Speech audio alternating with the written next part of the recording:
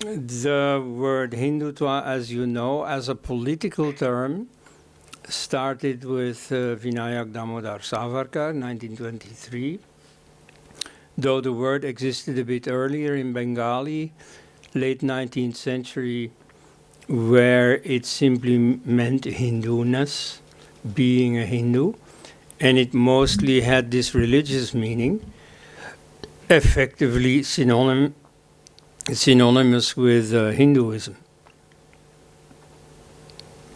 So in Savarkar's work, it acquires a very specific meaning, and he distinguishes it from Hinduism. So he says, you see, being a Hindu is more than just the religion. And indeed, you see, the religion is perhaps something that goes beyond India. But to be a Hindu, in his conception, well, you have to be Indian. You know, some people sometimes ask me if I'm a Hindu. Well, according to Savarkar, definitely not. So I never call myself a Hindu, but I'm a friend of the Hindus. Okay. Now, it requires being Indian, you know, having India as your fatherland, and also having India as your holy land.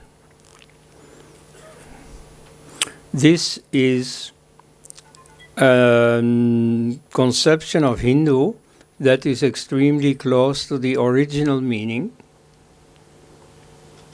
So the original meaning of Hindu is not Vedic or Shastric or so. If you want to say Vedic, then say Vedic. Okay? Don't burden the word Hindu with a meaning for which there is already a word. Hindu is a much larger concept. It was originally a geographical term in Persian, where it meant Indian, you know, after the name of the Sindhu River, pronounced in Persian as Hindu. But so when the Islamic armies brought the term into India, and it became part of the Indian lexicon, it at once also had a religious meaning. It meant a non-Muslim, an Indian unbeliever. Now, the Muslims did not come to India to make a study of all the varieties of religion here. And it didn't matter anyway, because they were all going to hell. So, you know, everybody who didn't believe in Muhammad, whether he was a Buddhist or a tribal or a Brahmin or a Chamar or, you know, whatever, a Jain, they would all go to hell. Or, you know, sects that didn't even exist yet, like Sikhs, like Veera Shaivas, like modern secularists. You see, whatever they say, that we are not Hindu, hum Hindu nahi. Nevertheless, they're all going to hell. They are all Hindus. So, you know, this whole discussion about whether Sikhs are Hindus, whether Buddhists are Hindus and so on, that's all taken care of immediately. 712 first Muslim invasion, the word Hindu had a very clear meaning, namely every Indian unbeliever. But it's a negative definition. It doesn't say what it is that Hindus believe. And indeed, they can believe all kinds of things. Right? In the British period, after the Christian model, some Hindus tried to define Hindu in a positive sense as being united around a certain ideology, a certain conviction. So if you want to be a Christian, you have to believe in Jesus, you have to believe in eternal sin, in salvation from sin through the resurrection of Jesus, Jesus who was the only Son of God. And if you don't believe that, then you fall outside the club, then you're not a Christian. Now, in the case of Hinduism, it's very different. You see, like people are tempted to say, oh, a Hindu must believe in reincarnation. Now, that's historically not true.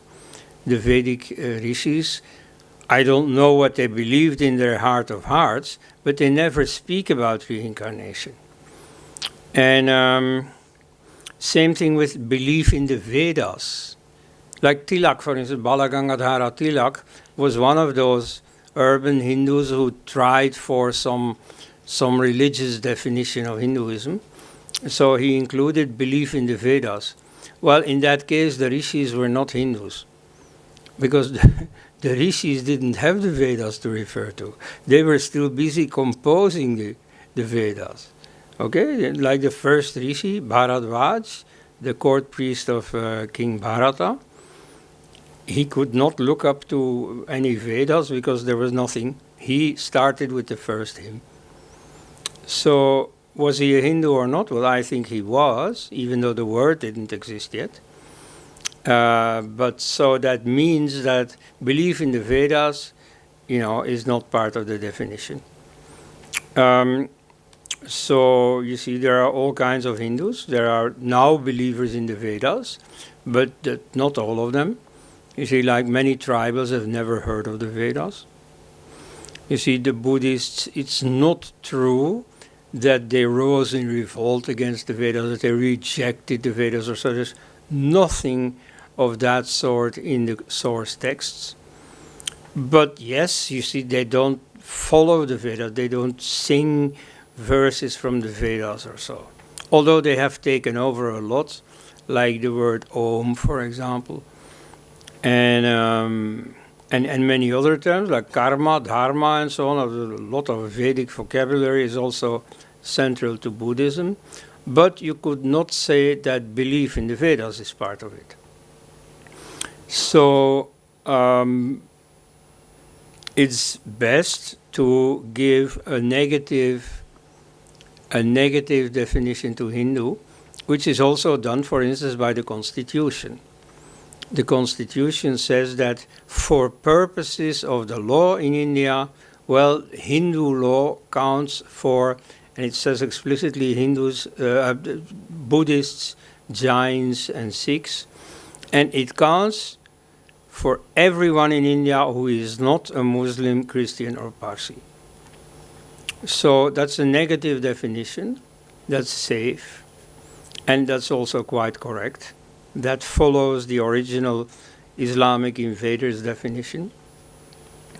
And what Savarkar gives is in fact quite reconcilable with that, only he gives it a more positive twist by saying that India is their holy land.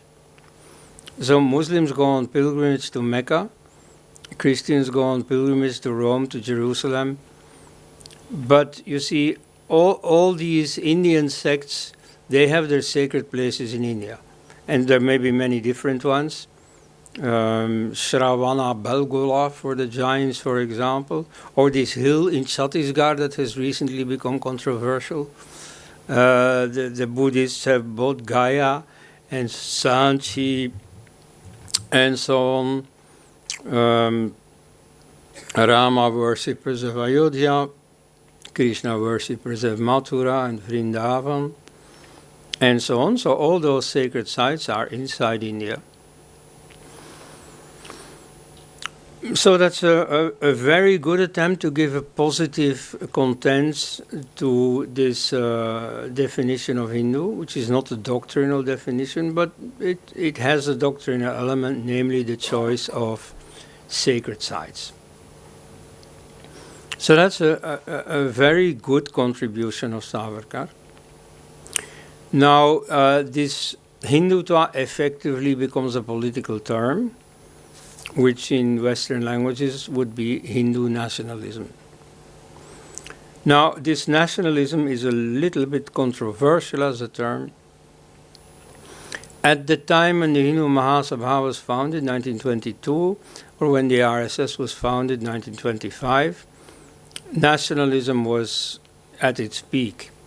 You see, it already was big in the 19th century when Germany and Italy were seeking reunification and then realized it. And other countries also were very firmly nationalistic.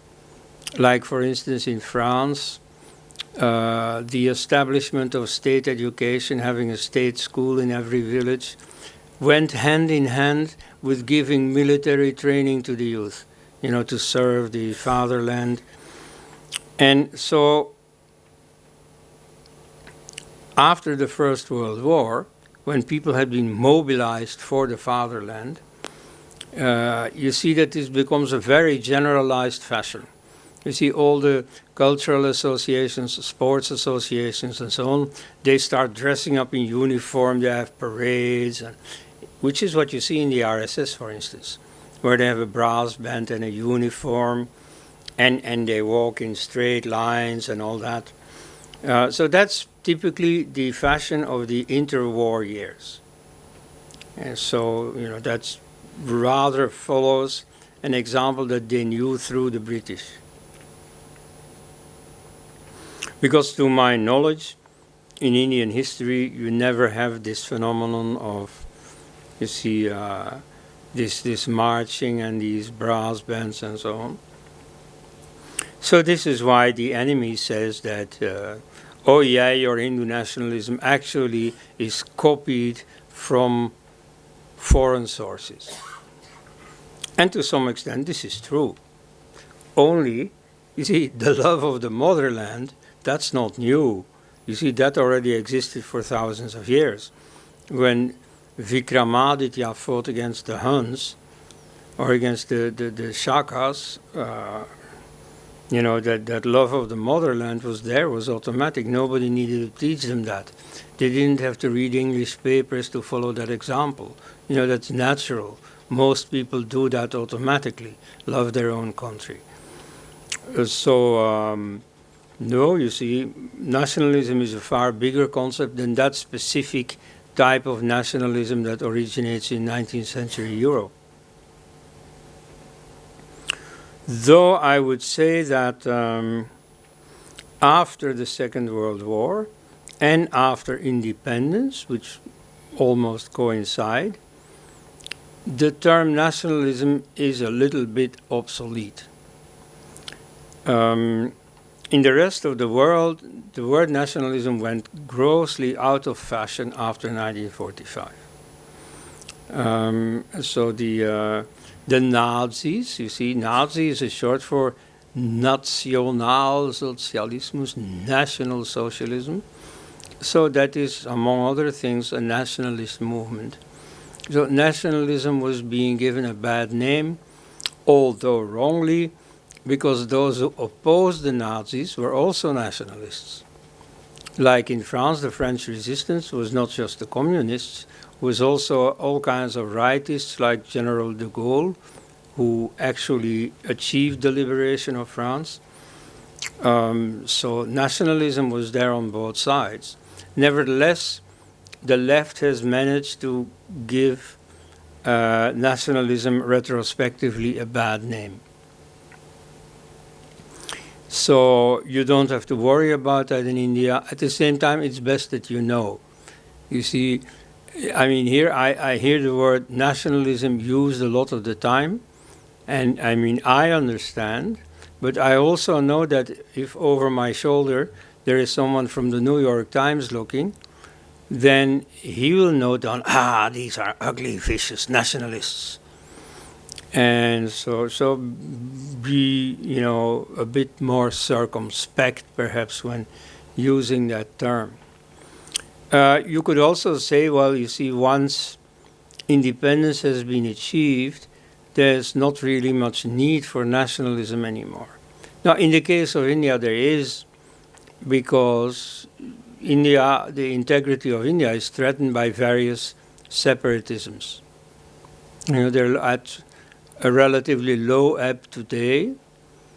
In the northeast, separatist movements have been pacified, though they can always revive. Khalistani separatism is not active at the moment, but anyway, it can any day come back from under the surface. Tamil separatism has died in 1962, when the Dravidianist movement found that, like all other Indians, Tamils strongly supported the Indian defense against the Chinese invasion. Kashmiri separatism also is at a low at the moment, though that can anytime revive. and all the foreign supporters of Kashmiri separatism are still supporting it. And so at the moment also their supply of weapons and so on is not what it used to be, Pakistan being rather in the doldrums, but it's not dead and it can revive any time. So in that sense, standing up for the unity and integrity of India still makes sense. So you see, nationalism under whatever name is still the need of the hour. And in fact, you're probably going to have more positive tasks on your hand in the future, like when, and I don't even say if, but when Pakistan disintegrates. You see, what are you going to do with the leftover pieces of Pakistan? Maybe allow the Baluchis to make their own choice, the Pathans. But you see, should you reintegrate Sindh and West Punjab and Pak-occupied Kashmir? You know, those are things to ponder or to strategize. So nationalism still has a task in this world. Okay, the Hindutva movement makes itself useful as part of the freedom movement. You see, right nowadays the communists hotly deny this, like they say that Savarkar was a stooge of the British, simply because he didn't want to waste his life and therefore sought a British okay for his release. And so I hear Rahul Gandhi making much of the fact that he signed his letters to the British with, I remain your humble servant, which was simply a standard expression in ending letters in English, you know, for those decades. So there's nothing, you know, stooge about it at all. And he was right to seek his freedom. I mean, wasting away in prison for such a great visionary would have been a loss for everyone. Okay, then the Hindu Mahasabha was at first a lobby group inside the Congress party. And what happened there, you know, it's long ago, none of us has lived through it, but it's in fact the same thing that existed in the Janata government of 1977-79, namely the double membership issue. At the time, people were expected to be either a member of the RSS or a member of the Janata party. And so in the 30s, you had the same thing. Congress wanted everyone to choose either the Hindu Mahasabha or Congress. This was, I think, in 1935.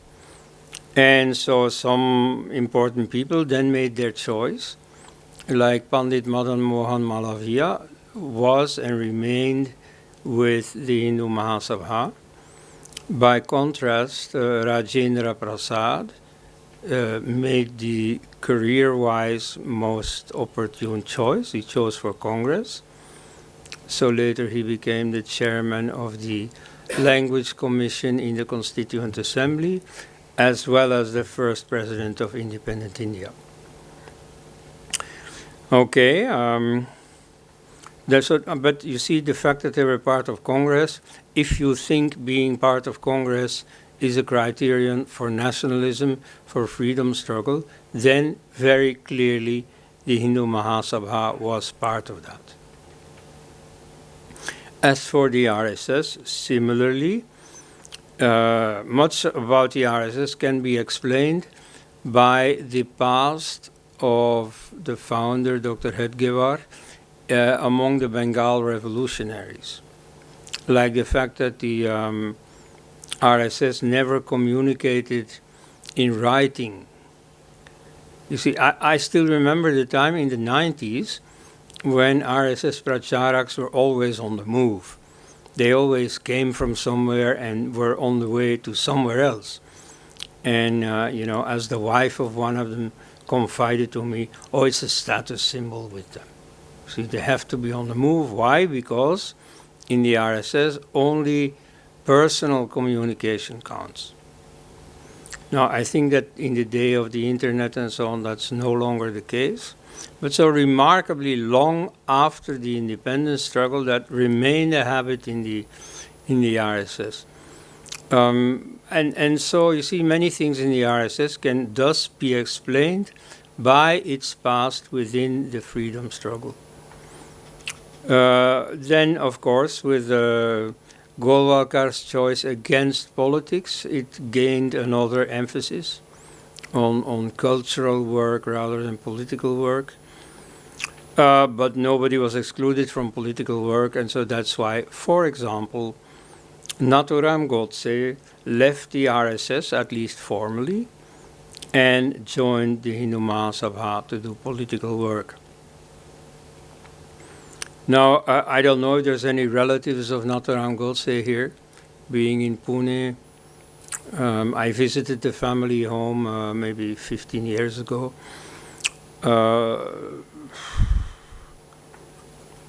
The enemy camp says that my book is a defense of Godse. Well, of course, I try to understand his story. And you see, given what Hindus suffered in the partition, it is normal that they were angry with the politicians responsible for partition. Gandhi had never wanted partition, but he gave in to it in June 1947, when it had become dangerously close. And this, in spite of having given the promise, and he was the only one to have given that promise, to the Hindus of Lahore and Multan and Dhaka and so on, that partition would be achieved only over his dead body. So what happened instead is that he didn't do anything against partition. Maybe he wouldn't have succeeded. Maybe Jinnah would have proved totally immune to Gandhi's pressure tactics. But at least, you see, he fasted unto death 17 times, and yet there was a bullet needed to get him dead. So he never had to fast unto death.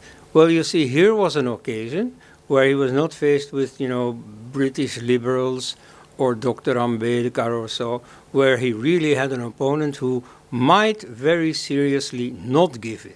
And then he would have had to fast unto death. So he didn't try that. And so you can hold it against him that he remained passive under the imminent partition. And so a few million people died. And of course the secularists will say, yeah, but it's both Hindus and Muslims.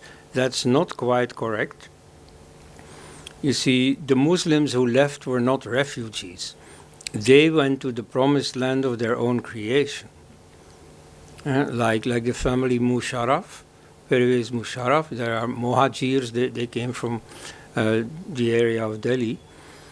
So the situation of Hindus was totally different. They had no plan of leaving West Punjab or Sindh.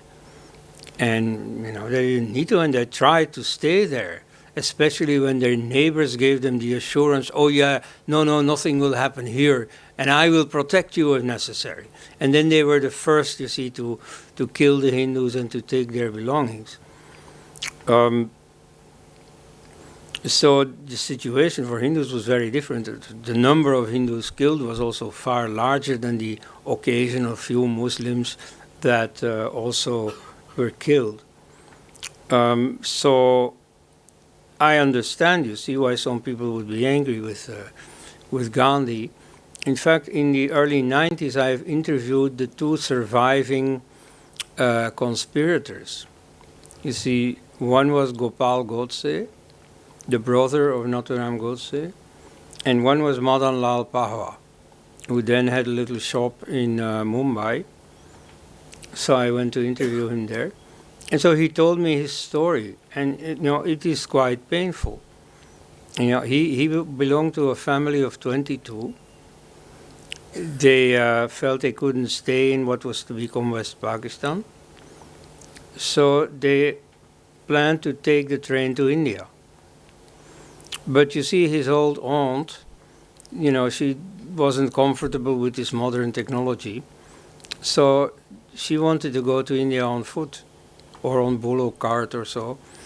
And so him as a young lad was assigned the duty, okay, you accompany her. And then they agreed to meet in some Indian station, railway station, where the rest of the family would arrive. And yes, they had arrived, only dead. 20 people out of 22.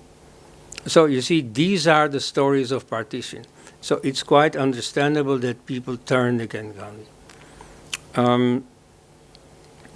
Yet, you see, while I do understand what Godse did, nevertheless you have to face the fact that what he did was extremely detrimental to his political movement.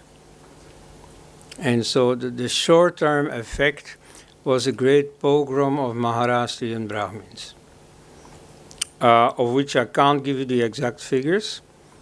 The very first day, speaking only about Mumbai, the New York Times reported 15 people killed.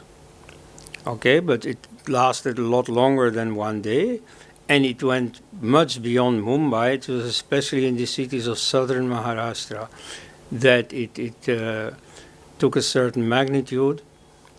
Now, a Hindu activist nowadays, Arati Agarwal, spreads the estimate of 8,000 people killed. I don't know exactly.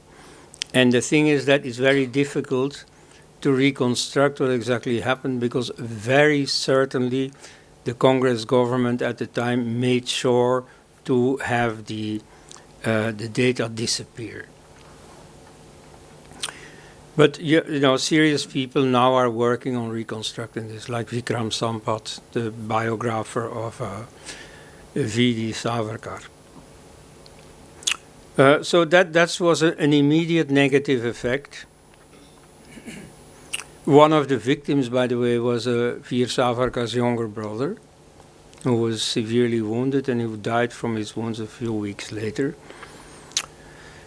So that was his reward for having given his life for the freedom struggle. Once freedom was achieved, this is how he ended. And so this was at the hand of mostly Gandhians, of Congress secularists. Just like in 1984, Congress secularists showed the true face of secularism by killing some 4,000 Sikhs. This way they had killed thousands of Maharashtrian Brahmins.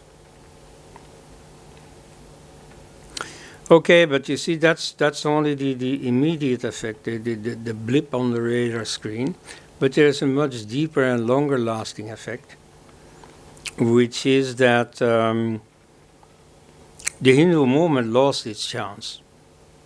You see, after partition, Congress and Gandhi had lost their luster, their prestige. You see, it turned out that this Gandhian method, of which it was said that it had driven the British out, now we know better with the role of Subhash Bose, but at any rate, it had not proven capable of countering partition.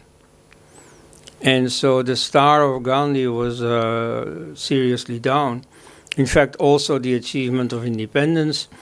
You see, there was the Quit India movement, which flopped, which was also based on the faulty assumption that the Japanese were about to win the war. And so Gandhi had proven a bad leader. He didn't assess the world situation properly, and he provided no successful guidance to the movement that he started. So, you see, Gandhi was a man of the past. Suddenly he became a saint thanks to being murdered. Right? So, I mean, Gandhi, I won't say no Gandhi, but at least much less of Gandhi, if Godse hadn't been there. But again, you see, that only has to do with the reputation of Gandhi. What do we care? But then, you see, for the Hindu movement, it was an enormous blow. You see, they had the wind in the sails enormously because of the the visible failure of Congress to deliver. So it was really the time for ascendancy to power of the Hindu movement. Now that was completely shattered after the murder. And so the Hindu Mahasabha was a thing of the past. They had to found a new party, the Jan Sangh. And then the Jan Sangh, was still a Hindu party under Shyam Prasad Mukherjee, but he died in 1953. And from then on, it's downhill all the way. It becomes a less and less Hindu party.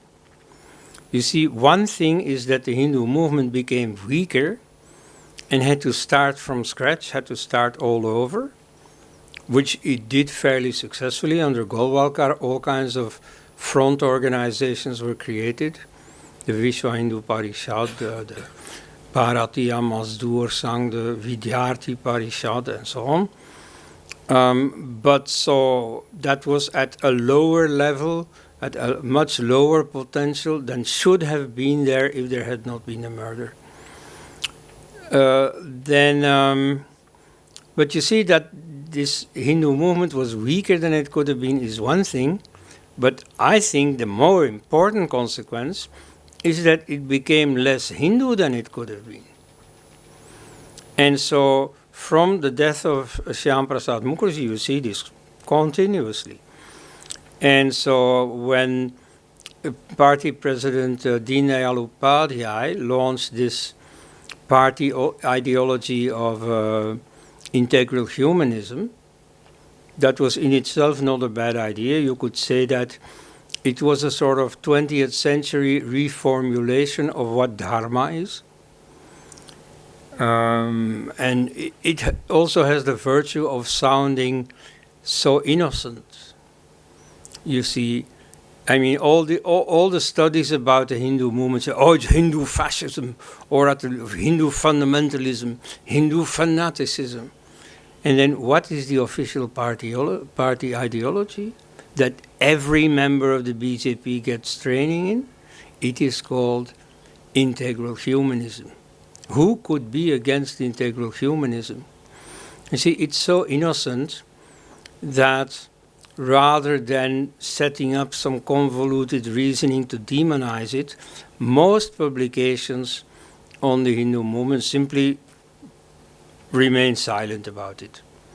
You see, you can't imagine a book on the British Labour Party that doesn't mention socialism. But you see, in India, this is the done thing. 99% of the publications about the Hindu movement never mention the official party ideology. Right. However, while I have some sympathy for integral humanism, I also have to see the other side, which is that it was used by, let's say, the left wing in the party, people like Atal Bihari Vajpayee or Nana Deshmukh, as an alternative for anything with the word Hindu in it. So, you see, it was useful in the process of a gradual de-Hinduization of the party. Then they also started talking about something called Gandhian socialism. And so when, after the Janata experiment in 1980, the party was reconstituted as the Bharatiya Janata Party, the BJP, they didn't talk about Hinduism anymore. You know, like people who say, oh, the BJP wants Hindu Rashtra. Now, that's not true. You could perhaps say that about the Jan Sangh, but in the BJP text, it's nowhere to be found. And in fact, you see, most writings about the Hindu movement are terribly anachronistic. You see, they talk about as if this is 1923, Hindutva, or as if it is 1938, Golwalkar's book, We Are Nationhood Defined, or they pretend it is 1951 with Shyam Prasad Mukherjee. But you see, They totally miss the evolution of the party, and so the fact that the BJP starts as, well, a secular party, a party for vikas, that's totally missed. And so, very funny, in the opening session of the BJP, they quarreled over, what is going to be the party ideology? Is it going to be integral humanism or Gandhian socialism? And then ultimately they opted for integral humanism, but with the understanding that in fact this is synonymous with Gandhian socialism, which doesn't say much good about the ideological seriousness of the party. And so this de-emphasizing of Hinduism has continued till today, like the Atal Bihari Vajpayee government had nothing specifically Hindu to offer.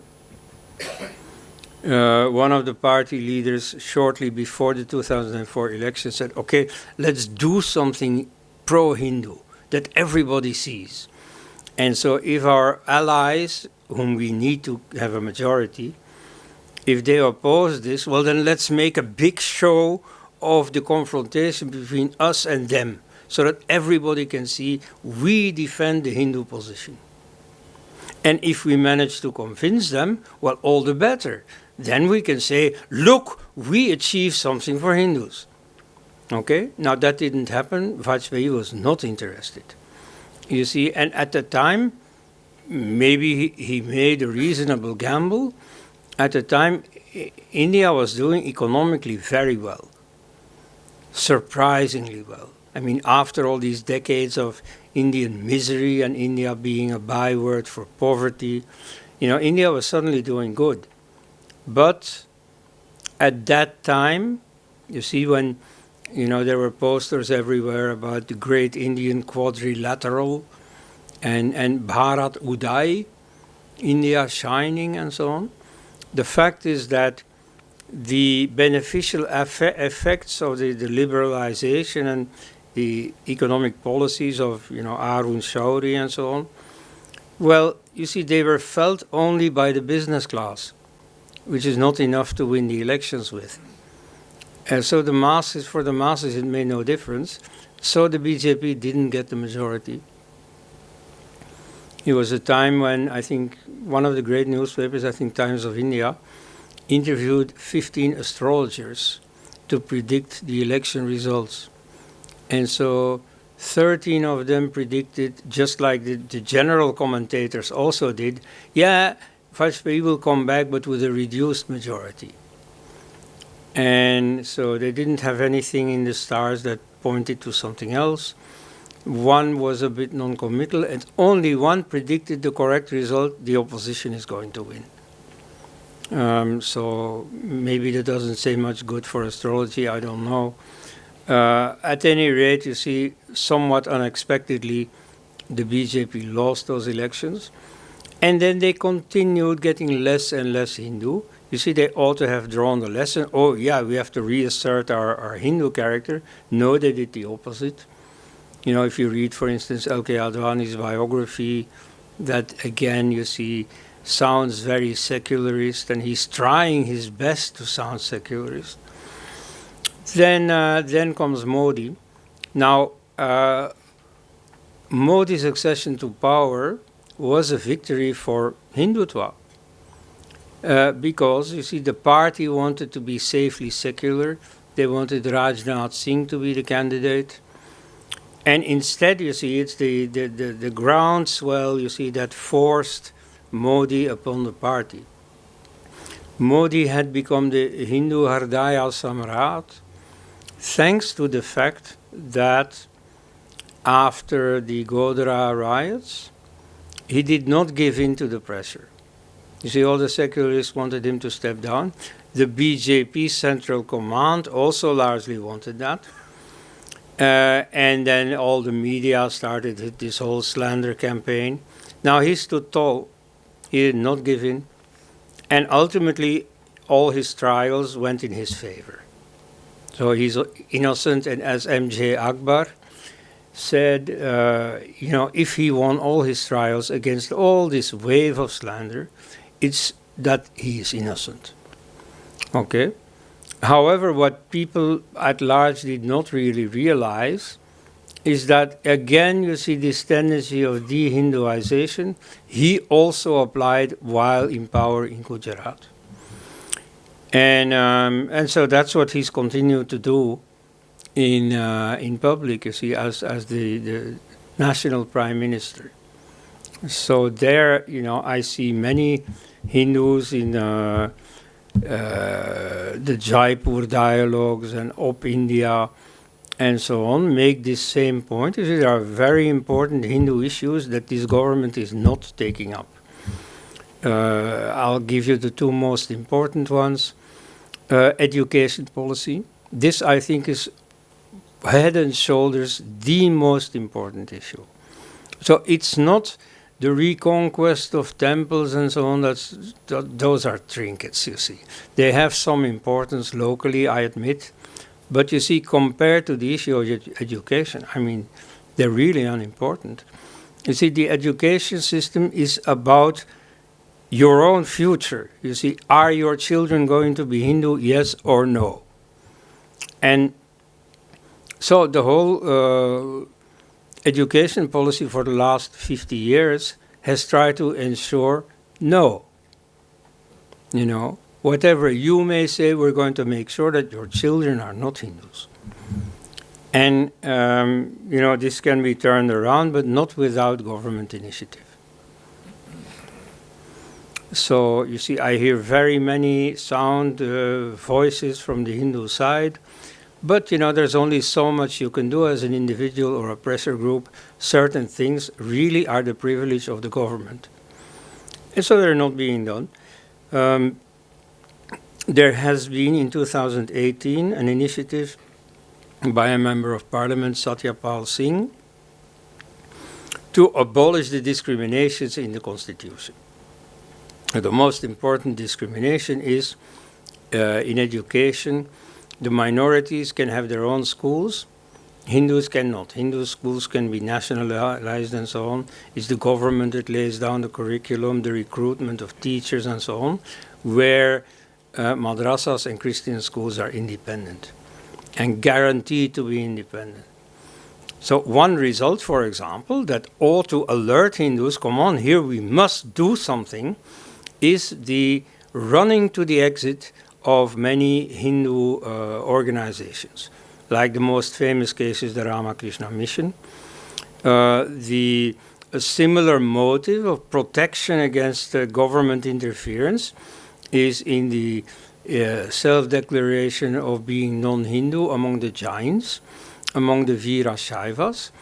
In Punjab, the Arya Samaj has the status of a religious minority. In West Bengal, the Ramakrishna Mission failed. In fact, there is a really nice article about this judicial verdict against the separate status for the RK Mission, which is titled RK Mission Wins. Namely, they win their Hindu identity back, which had been affirmed by Swami Vivekananda. Now, nevertheless, they have arranged with Mamata Banerjee that in spite of any juridical verdict, she is going to treat them as a religious minority. Then you have many tribal groups who have recently also left the Hindu sinking ship, like rats. And so they, now you have the Sarna in Jharkhand. Sarna means a sacred grove. They're tree worshippers just like many Hindus. And because they are Hindus. But so now they are treated as a separate group. Same thing with Donyi Polo in Arunachal Pradesh. And you can understand them because they know that they have no use being part of the supposed Hindu majority, because that majority will never do anything for them. It's useless, And the government that supposedly stands for this majority is not going to do anything for them. So if they are part of Hinduism, then they are scolded everywhere. Then they are counted as members of the ugly, vicious, overbearing Hindu majority. By contrast, if they say, oh, we are Adivasis, we represent the original religion, Mother Earth, and so on, then the United Nations, the UNESCO, and so on, everybody's in favor. Right? So they think they can defend themselves better against the Christian missions if they leave Hinduism. And so you see, the present constitutional situation is a great incentive to leave Hinduism. All right? So if Hindus had any self-respect, this is the first thing that they would take on. Moreover, it's a very easy thing to do, because it doesn't take any rights away from the minorities.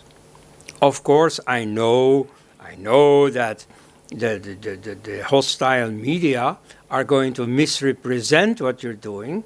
They're going to try to sell the message, oh no, this infringes upon the rights of the minorities. That's not true. And here you can reasonably defend yourself simply because you have the truth on your side. So here it ought to be possible to convince a sufficiently large part of the international public. Then a second issue is ownership of temples. It's very, very simple. The legal situation is far more complicated because temples have all kinds of different statuses. Like there are temples that used to be part of the patrimony of the ancient Maharajas. There are legacy temples, like people from one particular caste had his inheritance used for building a temple for people exclusively of that caste, which now is unconstitutional. And so there are all kinds of arrangements and so on. Just now in this trip, I went to Bangalore, and my host, for some strange reason that I didn't understand, perforce wanted me to come with him to Hampi. So we went to Hampi, and there, all totally unprepared for me, I was made the guest of the local Maharaja, a descendant of the Vijayanagar Empire. And so, because of my work on Ayodhya, it turns out that I count as some authority on temple controversies. But you see here, I very gladly supported him in his campaign to have all the Vijayanagar-owned temples returned to him. You see, already under the British, they were taken over by the state, and they were given to the Archaeological Survey of India, and they're standing empty. They're not being used as temples, both in Karnataka and in Tamil Nadu. So, of course, you see, I gladly supported him in saying, yeah, of course, these temples have to be returned. Now, this is, in fact, also very easy to do. I mean, there are a lot of juridical details that only a specialist can handle, like someone like J. Sai Deepak. But, I mean, the general principle is very simple, and it could easily be done if the BJP was committed to Hinduism. It could simply say, let all the temples return to their users. It's a very communist principle. It's like land to the tiller, taking away from the landlords, land to the tiller, temples to the devotees. And the usual argument against this is, yeah, but corruption. Now, first of all, there's just as much tendency to corruption in churches and mosques, so why are they not taken on? And on the other hand, you see, there are policies against corruption. And you see, most businesses are subject to some controls, inspections, and so on, systems against corruption. Now you can also apply them to temples. This is not difficult. And anyway, why would you say that private persons are more prone to corruption than bureaucrats? I mean, So you see, this should be taken on. This is not what the BJP does. On the contrary, in some states, the BJP itself has taken over more temples. So It's only in places where they have no chance of coming to power, like Tamil Nadu, that suddenly they stand up against this government takeover of temples. So I'd say that Modi has his work cut out for him. You see, both these things can still be realized before the next elections. And it's not sure that they're going to win the next election, so I'd rather have it done now. Because then at least they can leave it as a legacy, even if they lose power. So you see, that's my practical advice for now. For the more distant future, you may have different problems, specifically of a demographic nature. Quite a few people think, although no policies today are oriented towards this problem, but you see there's a problem of a demographic takeover of India by the minorities, especially by some minority that I need not mention. And this is true. You see, if you extrapolate the tendencies of today, then exactly like Europe, the western subcontinent of the Eurasian landmass, this way the southern subcontinent of the Eurasian landmass is going to be an Islamic majority state before the end of the century. Right? Now, personally, I don't think that that's going to happen, but it's not because of any policies that Hindus are devising, or at any rate at the moment I see no such policy. The only thing that the, sorry to say, unimaginative Hindus come up with is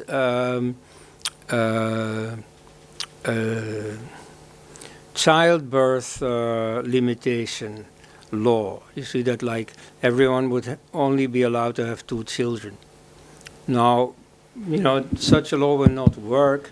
Moreover, according to the United Nations definition of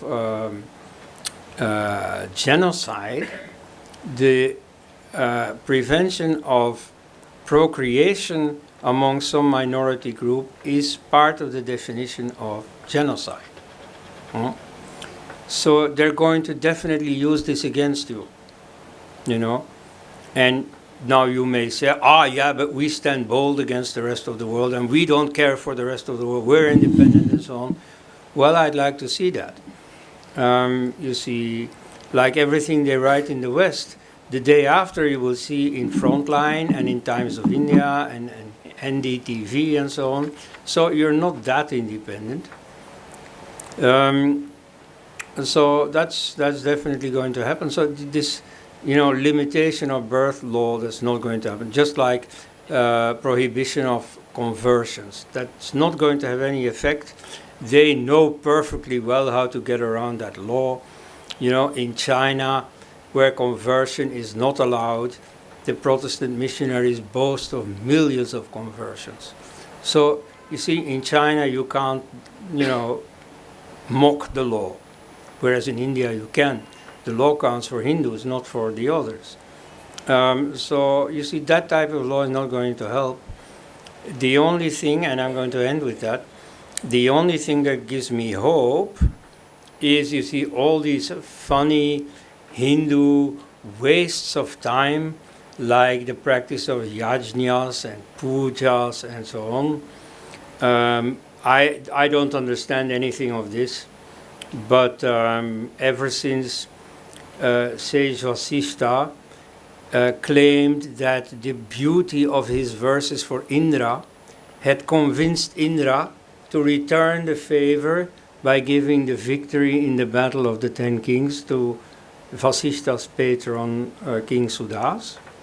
Ever since then, you see, I have the impression that all these yajnas and pujas somehow create a good energy that somehow ultimately is productive, is fertile for you, favorable for you.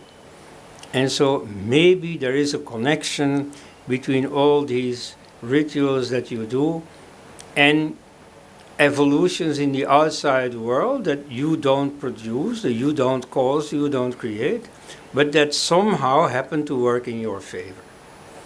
So I think, for example, the great movement of which in Kerala, just last week, I saw some signs, the great movement of apostasy from Islam. There are thousands of ex-Muslims who are now coming out in the open in Kerala. In Kerala, you have a dramatic demographic situation.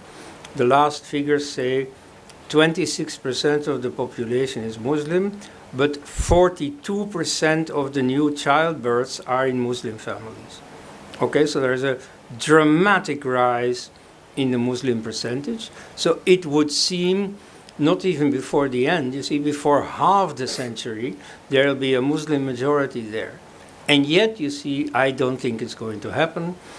And I don't know, but you see, maybe this is thanks to all these, glorification of the gods that you do, and that somehow, you see, the gods return the favor. Thank you.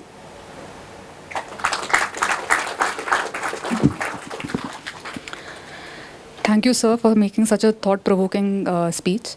As the tone of the program is perfectly set, may I invite Mr. Akshay Ranade to conduct the question and answers round. Yeah. Thank you. Thank you, all of you, for coming in at the outset. Let me first thank Dr. Elst for a very insightful session.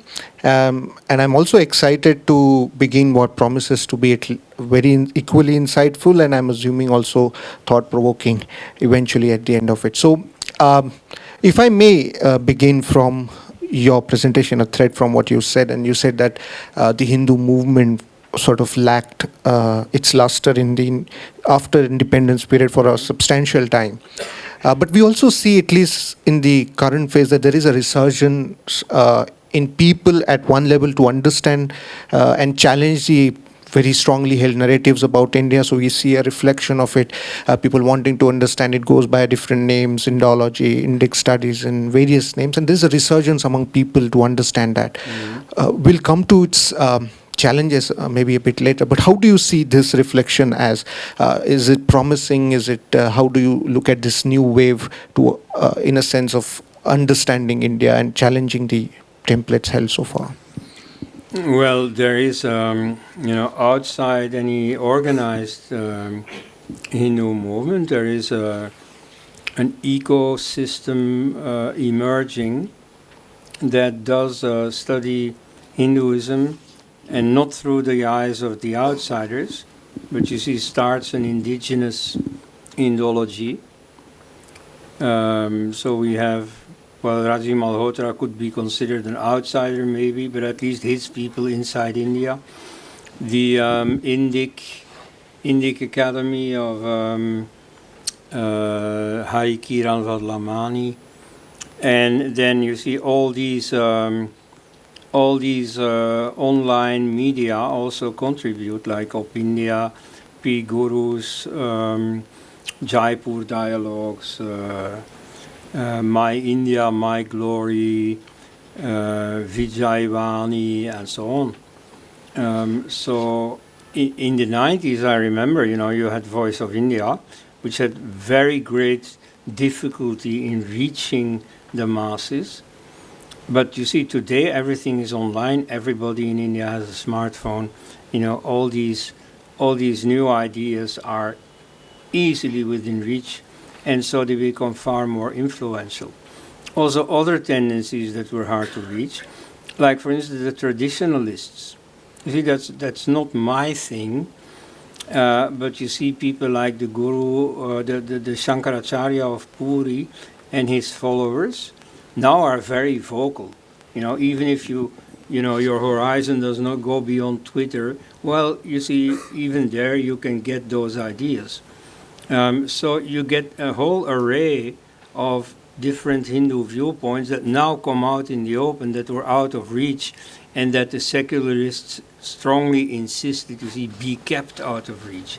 So now, in spite of the fact that Twitter and Facebook and so on have their censor boards and so on, nevertheless, this technology as such is contributing to a far more open sphere where a number of different pro-Hindu viewpoints can be aired. Right, and interesting you mentioned the point about 1990s, and I'm sure Voice of India had its trouble in sort of taking its voices to people actually. But this is where I want to sort of ask you, how do you locate the significance of socio-political movements like Ram Janmabhoomi movement? And in a specific context, for instance, if you look at generally in the Europe and we talk about Enlightenment period and the ideas emerging out of it, and that sort of creating certain political movements or political consciousness. In post-independent India, at least, we've seen that the movements like Ram Janmabhoomi movement, actually that movement created a space for idea. You see after that a different kind of politics emerging. There was a national consciousness about being or being conscious of your identity, and we see political repercussions today. How do you locate the importance of these movement in bringing about that consciousness, which we see at least today? Well, yes, these, the rudiments of the news about Ayodhya, for example, has of course influenced people, especially the court verdict in 2010 by the Uttar Pradesh High Court in favor of the site being used for building a temple. Have of course been noted by everyone. Now everybody knows now, you see, people don't know what exactly those scholars and those archaeologists have been doing, but the net result at any rate is that they have convinced the judges. And so everybody is now aware, well, of course there was a temple there. And everybody is aware that the eminent historians have been beaten. What not many people are aware is that they have actually been called to the witness stand by the Uttar Pradesh High Court, where they collapsed completely, where they had to, stammer like, oh, but I'm not an archaeologist. I've never been to Ayodhya. I only signed because my colleagues signed. So you see, all these supposed evidence against the temple that completely fell apart. The victory for the Hindu side is a lot larger than you would know if you follow the Times of India or so. So that's good. On the other hand, I do think that a lot more could have been made of it in terms of consciousness raising. Because, you see, the Ayodhya case is just one among many. It's just one application of a general policy that was followed for 12 centuries, or that is still being followed in Pakistan and so on. And so there you see the people who scored that victory in Ayodhya have been hesitant to follow it up and, you see, raise the consciousness to that level that they see, well, actually this followed from Islam. Right. But is that something to do also with, well, on one hand, like you rightly point out that more should have been done to raise the consciousness, certainly. But do you also think that the concocted representation of these movement in a way inhibited consciousness of that sort? Because we've seen that now obviously Supreme Court verdict says that there has been a temple and there was a destruction, and you have plethora of evidence to suggest that. But despite, on the faces of all these evidences, you had a very confrontationist public discourse which discredited these proofs, and the popular, at least the assumption on the, if one was to follow popular media, was that everything was basically communalized. So there was, how do we explain that this concoction of evidences on popular media and how its impact on bringing about that consciousness? Well, the continuation of the denial really only concerns people very far from the real information flow. Like you see, there are many foreigners that you can still fool about the reality of Ayodhya. I met this Mircea Casolari, an Italian scholar who has worked hard on showing the ties between Italian fascism and the Hindu movement, especially its Maharashtrian chapters. But so I met her 2-3 years ago, and she still believed that this Ayodhya thing was a British concoction. You see, which here the eminent historians only said in the very beginning of the debate, because very soon already that proved untenable. So, you know, people who are very far from the action can still be fooled. You see, closer to the action, that's impossible. And so there they have had to swallow defeat, but it's not that they stop at that. I mean, after all, they are very mobilized. They're rather capable in their own way. And so they have withdrawn to a new line of defense, which is, okay, they accept that some temples were destroyed. They try to minimize the number. But, okay, they accept that. But they managed to blame the Hindus themselves. You see, this is a line of reasoning that was started by an American Marxist historian, Richard Eaton, self-described Marxist. It's not just me who says this. And so he says that Muslims did this because Hindus had been doing this. And then he refers to a handful of instances where Hindu kings, after defeating some other Hindu king, had taken the main idol from his main temple and taken it home to their own temple and installed it there. Now, is that the same thing? Well, no, of course it's not the same thing. You see, what Mahmud Ghaznavi did when he, for the first time of 8 times, destroyed the Somnath temple, well, he destroyed the idol, he threw it, into pieces, and then he had the pieces taken home, and they were put in like humiliating positions, like you could tread underfoot the pieces of this idol, or they were masoned into lavatories or something. I mean, they were not treated with respect at all. Why? You see, this idol was not important for him. It was Hinduism that he wanted to destroy. By contrast, what those Hindu kings did, okay, you take a Shiva statue somewhere and you take it to somewhere else. Now what happens? The Shiva cult in both places simply continues. You see, the loser's place, okay, there they have to employ some sculptor to make a new statue and then have a priest, consecrate that. And then the worship continues. And in your own place, you see, you have a lesser sculpture taken out, you see, I don't know, put up for sale or something, and you have a new statue installed. And there, you see, it's consecrated, and the priest goes on worshipping this statue. And so the Shiva cult goes on. So in both places, the Shiva cult simply continues. So it's just one sculpture that changes hands. But in the religious landscape, nothing at all changes. Whereas what Islamic iconoclasm amounted to was destruction of a religion, which in some places went that far. In Afghanistan, in Uzbekistan and so on, there is no Buddhism anymore. There, iconoclasm totally succeeded. And so in India, they went in the same direction. And again, in some parts, in the northwest province or in West Punjab after 47 and so on, they succeeded. Right? So that was the goal, to destroy Hinduism in all of India. And so that's not the same thing at all. Moreover, second point, no Muslim king who went around smashing temples ever said, I do this because Hindus did this. First of all, when they came into India, they didn't know anything about Indian history. They would not have known what Hindu kings did or which Hindu king to take as an example.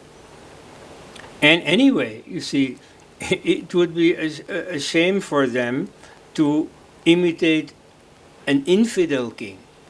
No, you see, whenever they feel like justifying what they're doing, they take the example of other Muslim invaders like Mahmud Ghaznavi or of Muhammad himself. What did Muhammad do after the conquest of Mecca? He went to the Kaaba, where there were 360 murtis of all the different gods, because everybody in Arabia could go on pilgrimage there, and their own god would be represented. Even Jesus and Mary were there. And so he broke them all with his own hands. That's what they give as an example, as a justification. So you see, this whole theory is not true at all, yet it is by now firmly in the textbooks. This is what they learn in school, this is what your children learn. Right. I think 2 points flow from what you said. One thing, and we've written extensively about it, about the negationism in terms of, how this attitude of, you can't imagine such a thing happening, someone actually negating the Holocaust or someone actually, but it's a very easily, you can gloss over the fact that yes, temples have been destroyed and there were religious motives on that, and it has, as you rightly pointed out, it has now percolated to the books, and this is what we are reading. But sort of coming to that point, why do you think that if negationism survives? I mean, why it survives? I mean, of course, there was a control of the intellectuals over the ideas, but why does it survive among the masses, and how to sort of respond to this negationism? Well, it survives among the masses because they're not interested. The only thing they know about history is what they've learned at school. And so if they learn the wrong thing in school, they'll probably take that along for life, unless, something happens that changes that. Like, for instance, something that can influence the masses is movies. You see, you have all these movies that propagate the image of the Mughal Empire as something sweet, where all religions work together. You see where Akbar has his general Man Singh, the Rajputs working for the Mughals, which is a historical fact, but that's enormously played up in these movies, Mughal-e-Azam and Jodha Akbar, and Padmavat and so on. And so there's very little about this on the Hindu side, though now gradually this is coming, the Kashmir files, so we're going to get more of it. One example I used to give is the Battle of Bahraich. You see, really stuff to make a movie of. That happened in 1033. He was against Salar Masud Ghaznavi, who was the nephew of Mahmud Ghaznavi. And he also did his own conquering in the region of Ayodhya. He was the first to destroy the Ayodhya temple, or many temples, but so also the Ram Janmabhoomi temple.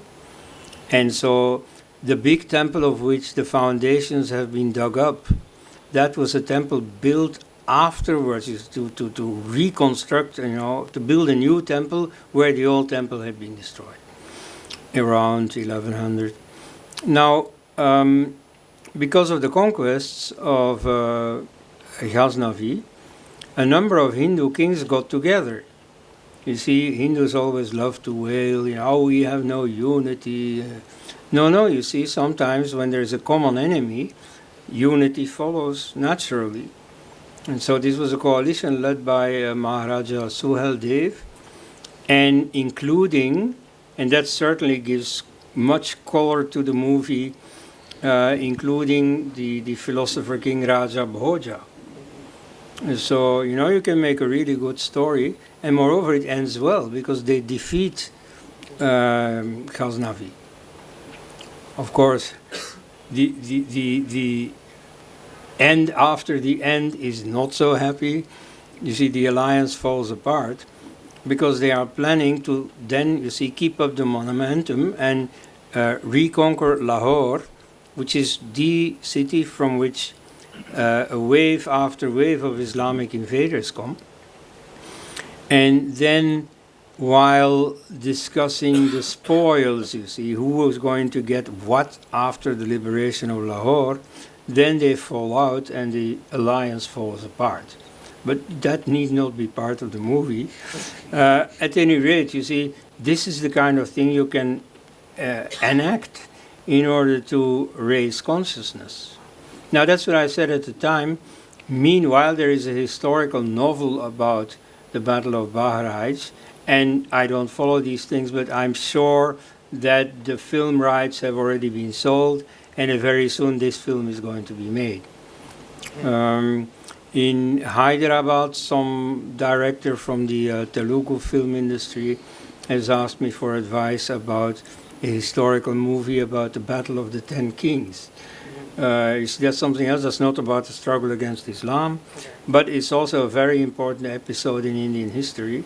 So, it's worth, waking Hindus up and making them see the greatness of their own history. So that should happen. But so the good news is that is beginning to happen. Right. Another thing that you mentioned was about how certain political movements have been very consciously dubbed as fascist. I mean, now we have seen increasingly the Western universities also have been antagonized to the Indic discourse that is coming up. We see there is a dismantling of global Hindutva. We've seen how an Indian student in Oxford University went through a very bad ordeal just because of certain political persuasion. And then there is a conscious effort to antagonize and demonize the discourse that comes about, like you said that Hindutva movement, the Savarkar was fascist, and in fact, there was a time when this was not true. I mean, in a few years, many years back, as a student, when I study politics, we have seen very objective analysis of even Savarkar. Someone like Y.D. Phadke and everyone studying Savarkar very objectively. But now you see a very strong bend towards demonizing these. Why, is this, if I may to sort of spice it up, is this a kind of a subtle clash of not civilizations but ideas in the West about India? Why do you think there is so much of antagonism in the Western universities? Well, the background is Western revulsion against caste, which they see as a racial apartheid system. You see, this has to do with the Aryan invasion theory. So, people know very little about India. There are a few cultural India freaks, but so the population at large knows nothing about India. And so vaguely they've heard something about, the white Aryan invaders 4,000 years ago went into India. And so they vaguely have heard that the caste system is a racial apartheid system. And so they're sensitive to that because, of course, Europe has a history of slavery, or at least the colonial powers. And America, even more explicitly.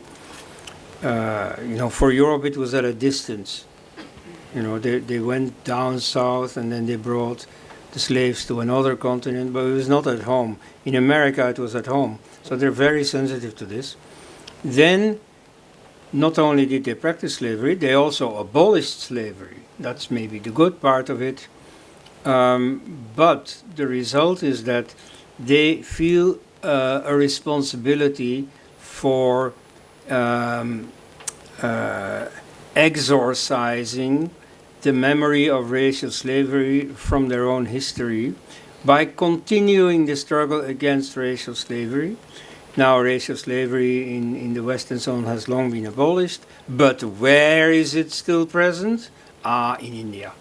And so this idea that, Hinduism is something really sinister, that's really there. And most people don't know that the caste system has officially been abolished, that there are reservations for the low caste and so on. They don't know at all. They think that there is this layerness in India and that the high castes oppress the low castes and so on. So that is still very much there. That's the background. Now, the people who start these anti-Hindu policies, they know a lot more and they are far better informed. But they are the ones who have a specific animus against Hinduism as it is today.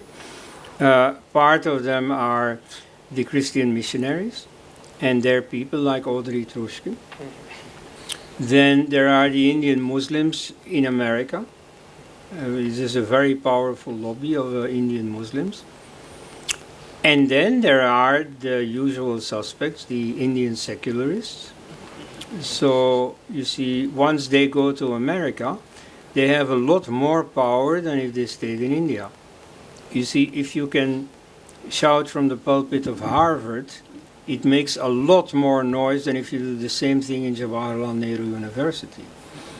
And so the phenomenon of, Western hatred of Hinduism is very largely powered by native Hindus who have gone to America and continued their anti-Hindu hate campaign, which they had already waged in India.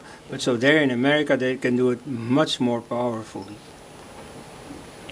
Right. I mean, yes, I mean, that has been a perpetual problem that we've not been having. There's one question from audience. I'll just sort of read it. How do we sort of tackle around 25% Muslim population, which is, there is a demographic change that is happening and the dangers that come through it and the growing radicalization, and if what happens if that sort of continues, that antagonizes. How do you see that challenge? Well, one thing you can do is just lie down and let it come over you.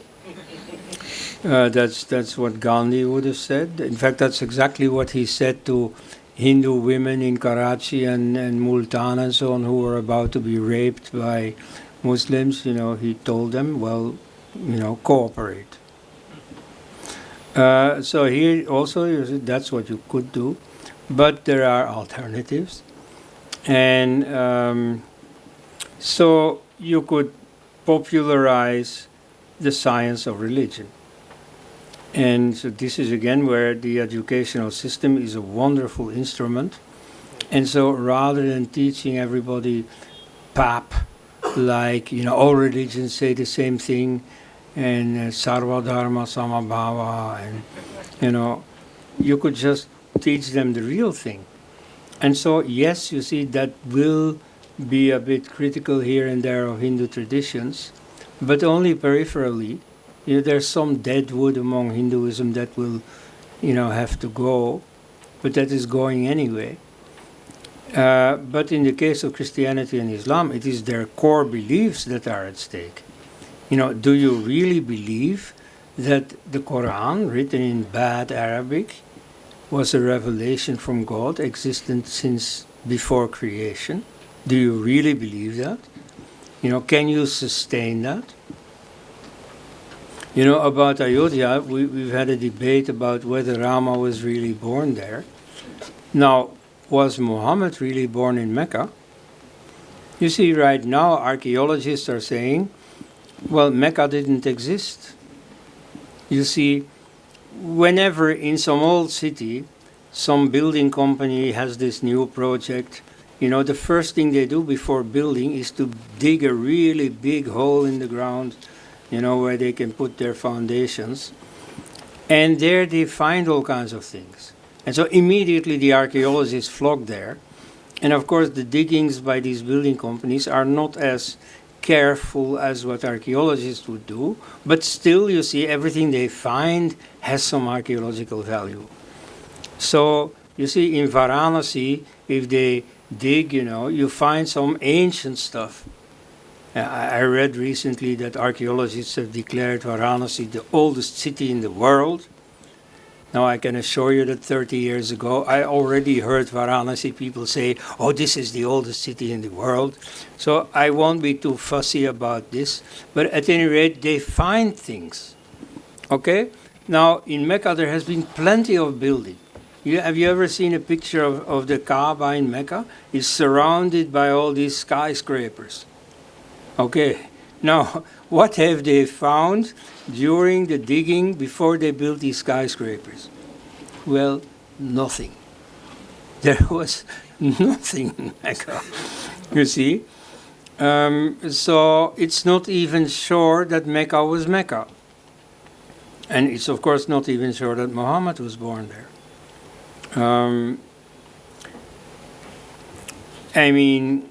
The whole early history of Islam, the genesis of Islam, is now controverted. There is a whole so-called revisionist school in Germany that has questioned all this. That says that the Arabic of the Quran is a very clumsy translation of an Aramaic original, which is mostly Christian, from a heretic Christian sect that was the non-Trinitarian Christians, so who don't believe that God the Father had a Son, so and a Holy Spirit. Okay, so they reject that. They say Jesus was just a human being, which is exactly what the Quran says. Okay. Anyway, but so I mean, it's a very complex story. Let me put it in a few sentences. The Islamic history says that first you had God, who sends down a book, okay, through a prophet, and around that book starts a religion, Islam, and around Islam starts a world empire, the Caliphate. What really happened, according to the revisionist histories, is just the reverse. You see, Arabs were mercenaries for the warring Persian and Byzantine empires. Now, through the vicissitudes of the war, at some point, the Arab troops are in control of both the west of the Persian Empire and the east of the Byzantine Empire. And both the two empires have lost so much power, have become so dependent on their Arab auxiliaries, that the Arabs simply declare, okay, we start an empire of our own, which is in the year 622, the year of the start of the Islamic calendar. So in fact, originally this was simply the Arab calendar. And so you see in Indian history, very many historical dates are only known as, the so manyth year of that dynasty. So the start of a dynasty is also the start of a calendar. So here the same thing. And so they start an empire, then having fought for the Sasanian Empire with Zoroastrianism as a state religion, or for the Byzantine Empire with Christianity as a state religion, they say, okay, we have to have a state religion. So on the basis of a certain Christian heresy, they build up a new religion. And you see, there you have Christ, there you have Zoroaster. So we need some big figurehead and to legitimize the religion also. So it's not some ideas concocted by just anyone. No, it's a prophet who has these words from God. So they invent a prophet. And so whatever he said, whatever fits there, they put into a book, as a holy book. Okay? So you see, it's just the reverse of the Islamic version. Now, of course, you see, this is still controversial and there are different schools of thought and so on. But at any rate, you see, if you do serious, scientific history of religion, in Hinduism you're going to lose a few peripheral things. In Christianity as well as in Islam, you're going to lose the essence. So, you see, I think the scientific temper on which Nehru counted in order to finally undermine Hinduism, you're actually going to undermine Christianity and Islam. So what you have to do in the short term, you see, against Kashmiri terrorism, for example, well, I don't know. You see, I have no security advice to give. But in the long run, what you really have to do, and if you don't do it, then all your security measures are in vain, is to, say the truth about Christianity and Islam. That's most important. And so for that, ultimately, you will have to use the education system. And in the education policy, you don't have to say, okay, let's take on Christianity and Islam. No, you have to simply say, okay, let's develop scientific thought also about a topic like religion. Right.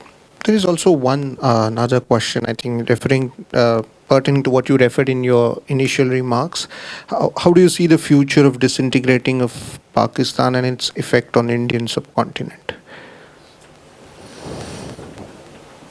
Well, the disintegration of Pakistan will be a good thing for India. Even if nothing of the territory comes to India. You see, personally, I think that ideally West Punjab and Sindh come back to India and Pak-occupied Kashmir. As for the northwestern frontier, I think, that we should give the Pathans the choice, maybe all the Pathan territories can reunite. Then maybe Afghanistan also has to redraw its borders. Maybe the Persian territories should go back to Persia or to Tajikistan. Or not. I mean, that's for them to decide. That's not India's business. Same thing with Balochistan. Balochistan originally even wasn't part of India.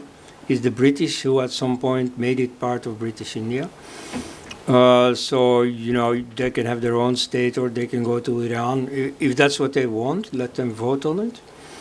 But so as for these Indian territories, I'd prefer them to come back to India.